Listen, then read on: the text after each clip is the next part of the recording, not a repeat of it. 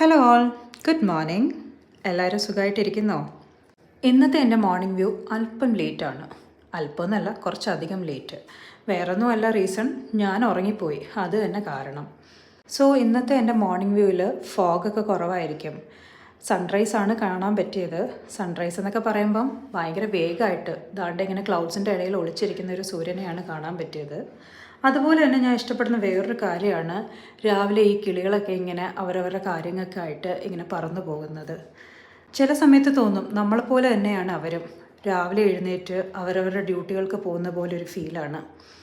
നമ്മളൊന്ന് നല്ലതുപോലെ ഒബ്സർവ് ചെയ്താൽ നേച്ചർ ഒരു ഫാൻറ്റാസ്റ്റിക് എലമെൻ്റ് ആണെന്ന് എനിക്ക് എപ്പോഴും ഫീൽ ചെയ്തിട്ടുണ്ട്. നമ്മൾ പലപ്പോഴും പല കാര്യങ്ങളും ശ്രദ്ധിക്കാതെ പോകുന്നുണ്ടോ എന്നാണ് എനിക്ക് സംശയം.